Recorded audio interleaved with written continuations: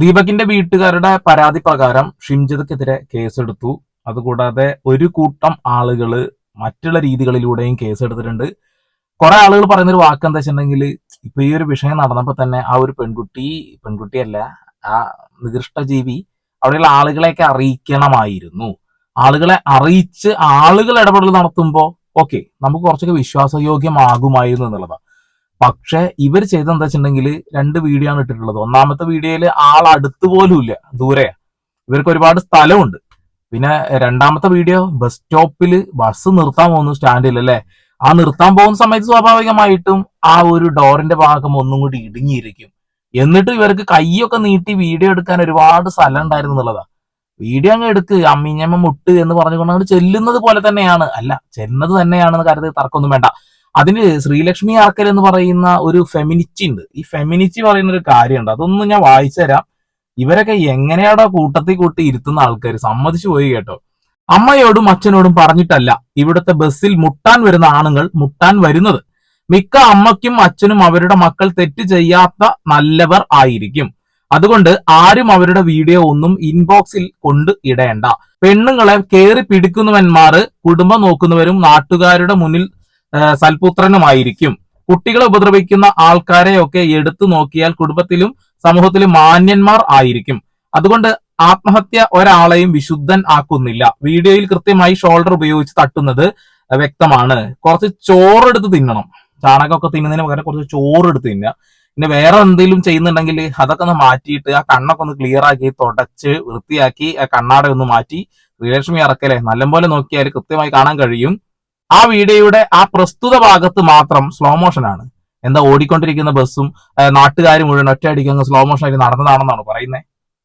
അയാളുടെ ബാഗ് താഴെ നിന്നും എടുത്ത് പൊക്കുന്ന സമയത്ത് രണ്ട് കൈ ഉപയോഗിച്ച് അത് പൊക്കുന്ന സമയത്ത് സ്വാഭാവികമായിട്ട് ഈ മുട്ട് ഇങ്ങോട്ട് പോകും, അല്ലാതെ ആസനത്തിലേക്ക് കയറിയിരിക്കില്ല. ഓക്കെ, ആ സമയത്താണ് കൈ തട്ടിയിട്ടുള്ളത്. നിങ്ങളത് നോർമൽ സ്പീഡിലാണ് കാണുന്നതെങ്കിൽ അതൊന്ന് 2x ഇട്ട് നോക്കിയാൽ എത്രത്തോളം അവരത് സ്ലോ മോഷൻ ആക്കിയിട്ടുണ്ടെന്ന് മനസ്സിലാവുന്നുള്ളതാണ്.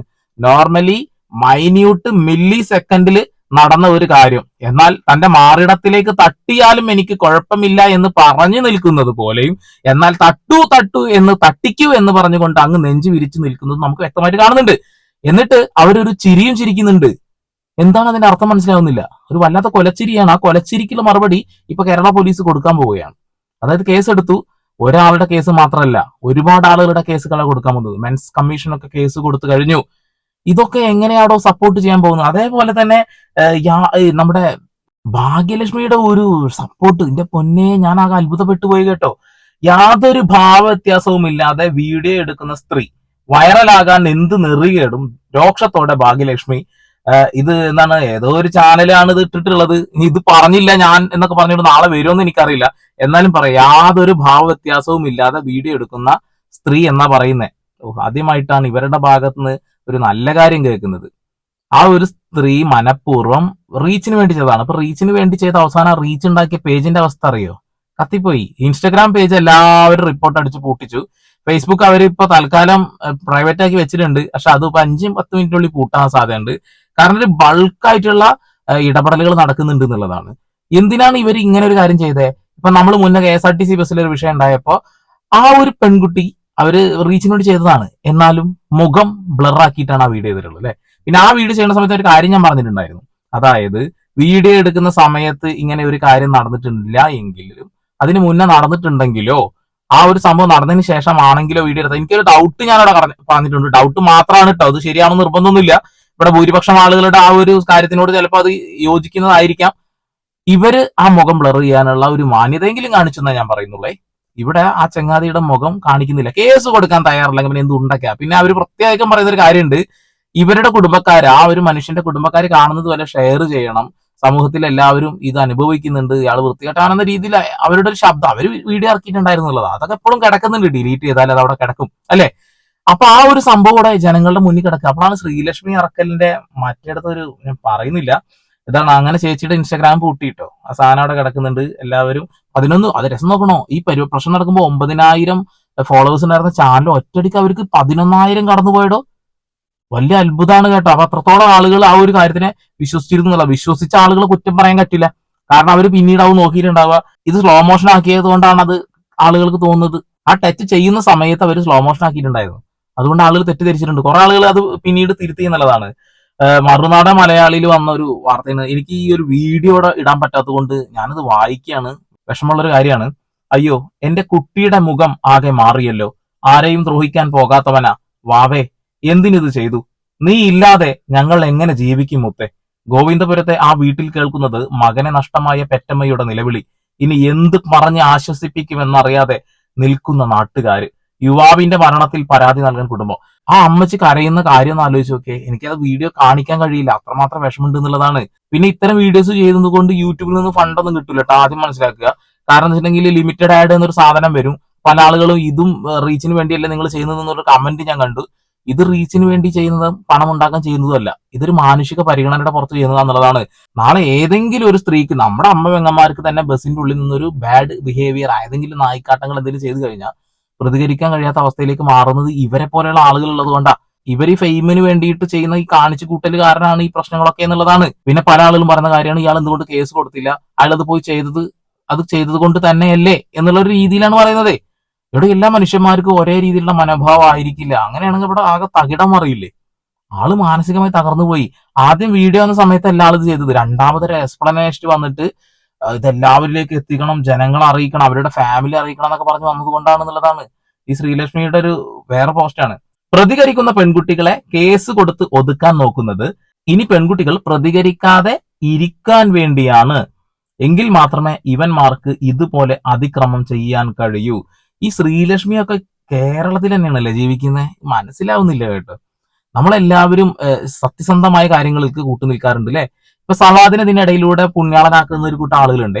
ഈ സവാദിനെ പുണ്യാളനാക്കേണ്ട ആവശ്യമില്ല. കാരണം അവന്റെ പേരിൽ 2 കേസാണ് നിലവിലുള്ളത്. സെയിം സാധനം തന്നെ ബസ്സിൽ കയറി വീണ്ടും ചെയ്തിട്ടുണ്ട്. അവൻ ഈ കാര്യത്തിൽ വെള്ള പൂശാൻ വരുന്ന ആളുകളോട് എനിക്ക് നടുവിരൽ നമസ്കാരം മാത്രം തരാനുള്ളേ. അവൻ ചെയ്ത ഊളത്തരത്തിനെ ഇതിൽ കയറ്റി വെക്കരുത്. ഇവിടെ ഈ ഒരു മനുഷ്യൻ ഇത് ചെയ്തില്ല എന്ന് തെളിയിക്കാൻ ആ വീഡിയോ മാത്രം മതി എന്നുള്ളതാണ്. പിന്നെ ബസ്, ട്രെയിൻ, ഇപ്പോഴത്തെ കാലഘട്ടത്തിൽ ഈ ബസ്സിലും ട്രെയിനിലൊക്കെ യാത്ര ചെയ്യാന്ന് പറഞ്ഞിട്ടുണ്ടെങ്കിൽ വലിയ ബുദ്ധിമുട്ടാടോ. ഇപ്പൊ ട്രെയിനിലൊക്കെ യാത്ര ചെയ്യുമ്പോൾ ഭയങ്കര കൺജസ്റ്റഡ് ആണ്. ഈ ജനറൽ കമ്പാർട്ട്മെന്റിൽ നിൽക്കാൻ കഴിയാത്ത രീതിയിൽ ഭയങ്കര ശ്വാസം മുട്ട്. അതിലാണെന്നോ പുരുഷനെന്നോ ഒന്നും ആരും മനസ്സിലാക്കാൻ കഴിയില്ല, അത്ര തിരക്കായിരിക്കും. ഇപ്പൊ ഈ ബസ്സിലെ അവസ്ഥ വളരെ സിമ്പിൾ ആയിട്ട് അവർക്ക് മാറി നിൽക്കാം. ബസ് സ്റ്റാൻഡിലേക്ക് എത്തുന്നു, ഇറങ്ങാൻ നിൽക്കുന്ന ആളുടെ അടുത്തേക്ക് എന്നാ മുട്ടിക്കോ എന്ന് പറഞ്ഞുകൊണ്ട് ചെന്ന് ചിരിച്ചുകൊണ്ട് ആ മുട്ടലും വാങ്ങിയിട്ട് ആ മുട്ടുന്നത് പോലും അയാൾ അറിഞ്ഞിട്ടില്ല എന്നുള്ളത് ആ വീഡിയോ കണ്ട ഏതൊരു ബുദ്ധിയുള്ള മനുഷ്യന്മാർ, അമ്മിഞ്ഞപ്പാല് കുടിച്ച മനുഷ്യന്മാരാണെങ്കിൽ മനസ്സിലാവും, പട്ടിപ്പാല് കുടിച്ചവർക്ക് ചിലപ്പോൾ അത് മനസ്സിലാവണം നിർബന്ധമൊന്നുമില്ല. ഇനി ആ നിരപരാധിയായ സ്ത്രീ ഇവിടുത്തെ ആൾക്കാരെല്ലാം ചേർന്ന് സൈബർ അറ്റാക്ക് ചെയ്യും. ആ പെണ്ണ് വല്ലതും ചെയ്താൽ നിങ്ങൾ ഉത്തരവാദിത്തം ഏറ്റെടുക്കുമ്പോൾ ഞങ്ങൾ ഉത്തരവാദിത്തം ഏറ്റെടുക്കില്ല. കാരണം അമ്മ അതിൽ ഊളത്തരം കാണിച്ചിട്ടല്ല, എന്ത് തേങ്ങച്ച ചെയ്യട്ടെ ഞങ്ങൾ വിചാരിക്കുള്ളൂ. ആ പെണ്ണിനെ എത്ര മോശമായാണ് അറ്റാക്ക് ചെയ്ത്, നാണമില്ല ഇവിടെയുള്ള ആൾക്കാർക്ക്. എങ്ങനെയെങ്കിലും കലക്ക വെള്ളത്തിൽ മീൻ പിടിക്കാനാണ് ശ്രീലക്ഷ്മി അറക്കൽ ശ്രമിക്കുന്നത് മനസ്സിലായി.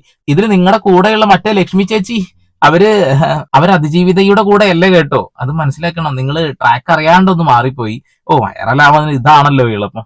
നടക്കട്ടെ. ഷെയിം. ആ പെൺകുട്ടിയുടെ കൂടെയുള്ള ആളുകൾ മാക്സിമം സപ്പോർട്ട് കൊടുക്കുക. ആരുടെയെങ്കിലും കയ്യിൽ ഈ പെൺകുട്ടിയുടെ കോണ്ടാക്ട് ഉണ്ടെങ്കിൽ എനിക്ക് അയക്കുക. എനിക്ക് വിളിച്ച് സപ്പോർട്ട് ചെയ്യാനാണ്. ദയവ് ചെയ്ത് ആ പെൺകുട്ടിയെ ഉപദ്രവിക്കാതിരിക്കുക. എന്നിട്ട് ആ വിളിച്ച് സംസാരിക്കുന്നത് റെക്കോർഡ് ചെയ്യണം കേട്ടോ. റെക്കോർഡ് ചെയ്തിട്ട് അത് സോഷ്യൽ മീഡിയയിൽ ഇടണം. അപ്പോഴാണ് ഈ ഒരു ട്രെൻഡിങ്, ഈ ബസ് ട്രെൻഡിങ്ങിന്റെ ഇടയിൽ നമുക്ക് പിടിച്ചു നിൽക്കാൻ കഴിയുള്ളൂ. എന്തുവാടേ ഇതൊക്കെ എവിടുന്ന പൊട്ടിമുളച്ച് വരുന്നത്? ഇവർ ഈ ഫെമിനിസം കൊണ്ട് എന്ത് ഉണ്ടയാണ് ചിന്തിക്കുന്നത് മനസ്സിലാവുന്നില്ല. ആണുങ്ങൾക്ക് എതിരെ അങ്ങ് നിൽക്കുക എന്ന് മാത്രമുള്ള, ആണുങ്ങൾ തെറ്റ് ചെയ്തില്ലെങ്കിൽ അവനക്കെതിരെ നിൽക്കുക എന്ന് മാത്രമാണ് ഇവരൊക്കെ ചിന്തിക്കുന്നത്. ഇങ്ങനെയുള്ള ആളുകളൊക്കെ സമൂഹത്തിന്റെ മുന്നിൽ മാറ്റി നിർത്തുക. ഇതിന്റെ കൂടെ ഒക്കെ കുറെ എണ്ണം സപ്പോർട്ടായിട്ട് പോകുന്നുണ്ടോ? എന്തിനാണ് പോകുന്നത് മനസ്സിലാവുന്നില്ല. ഇവിടെ ആ ബസ്സിൽ ആ സ്ത്രീ ചെയ്തത് ഊളത്തനം തന്നെയാണ്. അത് ഒരിക്കലും അംഗീകരിക്കാൻ കഴിയാത്ത കാര്യമാണെന്ന് വ്യക്തമായിട്ട് മനസ്സിലാവുന്നുണ്ട്. എന്തിനാണ് ആ ഒരു വീഡിയോ എഡിറ്റ് ചെയ്ത് സ്ലോ മോഷൻ ആക്കിയത്? ആ സ്ലോ മോഷൻ ഇട്ടില്ല എന്നുണ്ടെങ്കിൽ ജനങ്ങൾക്ക് മനസ്സിലാവുക എന്താ വെച്ചാൽ തിരക്കിനിടയിൽ ചെറുതായിട്ട് തട്ടി, അത്രേ ഉള്ളൂ. ഇങ്ങനെ ആ ഒരു ടച്ച്, എന്നിട്ട് അയാൾ നോക്കി ടച്ച് ചെയ്തു എന്ന രീതിയിലേക്ക് അത് സ്ലോ മോഷൻ ആക്കിയിട്ട് ആളുകളെ തെറ്റിദ്ധരിപ്പിച്ചു എന്നുള്ളതാണ്. അയാളെ ബാഗ് എടുത്ത് പൊക്കുന്നത് കാണുന്നുണ്ട്. ദൈവത്തിന്റെ കരങ്ങൾ എന്നൊക്കെ പറഞ്ഞ വെറുതെ ഒന്നുമല്ല. എനിക്കിനി ഒന്നേ പറയാനുള്ള, ബസ്സിലുള്ള CCTV ക്യാമറ ഫുട്ടേജ് എത്രയും പെട്ടെന്ന് പുറത്തു വിടണം. പിന്നെ ആ ബസ്സിലുള്ള ആളുകളെ പോലീസുകാർ ചോദ്യം ചെയ്യുമ്പോൾ കൃത്യമായിട്ട് മനസ്സിലാവും ഈ ഇവരേതോ UDFന്റെ പഞ്ചായത്ത് മെമ്പറൊക്കെ ആയിട്ടുണ്ട് എന്നൊക്കെ പറയുന്നുണ്ട്. എന്നിട്ട് ആ നാട്ടുകാരെയും കൂടി പറ്റിച്ചു എന്ന കഥയൊക്കെ ഇപ്പൊ പുറത്തേക്ക് വരുന്നുണ്ട്. എന്തൊക്കെ ആയാലും ഇങ്ങനെയുള്ള ആളുകളൊക്കെ സൂക്ഷിക്കണം, നല്ലതാണ്. ഫേമസ് ആവാൻ ഏറ്റവും എളുപ്പമാണെന്ന് മനസ്സിലായില്ലേ? എവിടെ ഒറ്റ ദിവസം കൊണ്ട് തന്നെ 14,500 ഫോളോവേഴ്സ് അവിടെ ഇൻസ്റ്റാഗ്രാമിൽ കൂടി. അങ്ങനെ ആളുകൾ ഇപ്പോഴും ഉണ്ട് എന്നുള്ളതാ. യഥാർത്ഥത്തിൽ ഈ മരണത്തിന് ഉത്തരവാദി അനേകം വർഷങ്ങളായിട്ട് ട്രെയിനിലും ബസ്സിലും സ്ത്രീകളെ ഉപദ്രവിക്കുന്ന ലക്ഷക്കണക്കിന് പുരുഷന്മാരാണെന്നാ പറയുന്നത്. Okay okay okay. ഇവിടെ ഇതേപോലെ തന്നെ ഒരു മനുഷ്യന്റെ വീഡിയോ നിങ്ങൾ കണ്ടിട്ടുണ്ടാവും. ഒരു വയസ്സായ അയാള് ബസ്സിൽ നിർത്തൊരു വീഡിയോ കണ്ടില്ലേ, ഇങ്ങോട്ട് മുട്ടിയ ഞങ്ങൾക്ക് അറിയാം വീഡിയോ എടുക്കാന്ന് പറഞ്ഞ പോലെ എന്നുള്ളതാണ്. സ്ത്രീക്കും പുരുഷനും ഇവിടെ ഒരേ സമത്വം വേണമെന്നൊക്കെ പറഞ്ഞ് ഇങ്ങനെ കരയുന്ന ആളുകൾ ഈ ഒരു കാര്യത്തിലും കൂടി ആ സമത്വം ഒന്ന് പറയണം കേട്ടോ. ഇവിടെ ഒരു സ്ത്രീയെ ഒരു വീഡിയോ നമ്മൾ എടുത്തു കഴിഞ്ഞാൽ കേസാണ് അല്ലെ, പുരുഷനെ വീഡിയോയിൽ എടുക്കാം, ഒരു കുഴപ്പമില്ല. ഇവർക്ക് ആ കേസ് കൊടുക്കാൻ താല്പര്യമില്ല എന്നുണ്ടെങ്കിൽ ആളുടെ മുഖം ബ്ലർ ചെയ്തുകൂടെ എന്നുള്ളതാണ്. ഇനി അടുത്ത കേസ് വരാൻ പോകുന്നത് ഈ സ്ത്രീയുടെ മുന്നിൽ ഒരു ചെറിയ പെൺകുട്ടി നിന്നിരുന്നു. അതുകൂടാതെ ബസ്സിൽ കുറച്ച് കുട്ടികളുണ്ട്, 15 വയസ്സിന് താഴെയുള്ളവര്, 18 വയസ്സിന് താഴെയുള്ളവര്. ഇവരുടെ ഫാമിലിയും കൂടി ഒന്ന് കേസ് കൊടുത്താൽ സന്തോഷമായിരുന്നു. കാരണം ആ കുട്ടികളെയും കൂടി അതിൽ ഉൾപ്പെടുത്തിയിട്ട് ജനങ്ങളുടെ മുന്നിൽ ഇട്ടുകൊടുക്കുന്നുണ്ട്. അതുകൂടി ഒന്ന് മനസ്സിലാക്കണം. പിന്നെ ബസ്സിലുള്ള ജീവനക്കാരുടെ ആ ഒരു റിയാക്ഷനും കൂടി എടുക്കണം. അവരെന്താണ് പറയുന്നത് നമുക്ക് കേൾക്കണം. പിന്നെ ആരോ ചോദിച്ചു എന്തിനാണ് അയാളെ വീഡിയോ എടുത്ത് ചോദിച്ചപ്പോൾ അയാൾ ഇങ്ങനെ ചെയ്തു എന്നൊക്കെ പറയുന്നുണ്ട്. അതാരാണെന്ന് കണ്ടെത്തണം. ഈ സ്ത്രീയുടെ പിന്നിൽ ഒരു ചേച്ചി നിന്നിരുന്നു, അവരോടും കൂടി ചോദിക്കണം ഇവർ പറഞ്ഞ ശരിയാണോ എന്നുള്ളത്. പക്ഷെ വീഡിയോയുടെ ഉള്ളിലുള്ളതാണ് കാര്യമെങ്കിൽ ഒരിക്കലും നമുക്ക് അംഗീകരിച്ചു തരാൻ കഴിയില്ല. പിന്നെ ഒരു കാര്യം പ്രത്യേകം പറയുന്നുണ്ട്, മറ്റൊരു സ്ത്രീക്ക് ഒരു ഡിസ്കംഫേർട്ട് തോന്നി, അത് കണ്ടപ്പോ ഞാൻ വീഡിയോ എടുത്തുന്നാ പറയുന്നത്. എന്താ മനസ്സിലായില്ല? ആ സ്ത്രീ എവിടെ? അവർ കേസ് കൊടുത്തിട്ടുണ്ട്, അവരെന്തെങ്കിലും പറഞ്ഞിരുന്നു? അവർക്ക് ഡിസ്കംഫേർട്ട് തോന്നിയപ്പോ ഇവർ വീഡിയോ എടുത്തേ. ഇവർ വീഡിയോ എടുക്കാൻ എങ്ങനെയാന്ന് വെച്ചിട്ടുണ്ടെങ്കിൽ അങ്ങോട്ട് ചെന്നിട്ട് മുട്ടു ചേട്ടായി എന്ന് പറഞ്ഞിട്ട് മുട്ടിക്കാൻ അങ്ങ് മുട്ടിച്ച് എന്നിട്ടൊരു പുഞ്ചിരിയും അല്ലെ. കൊള്ളാം, കേസെടുത്തു, ഉടനെ തന്നെ അറസ്റ്റ് ചെയ്യുന്ന ഞാൻ വിചാരിക്കുന്നു.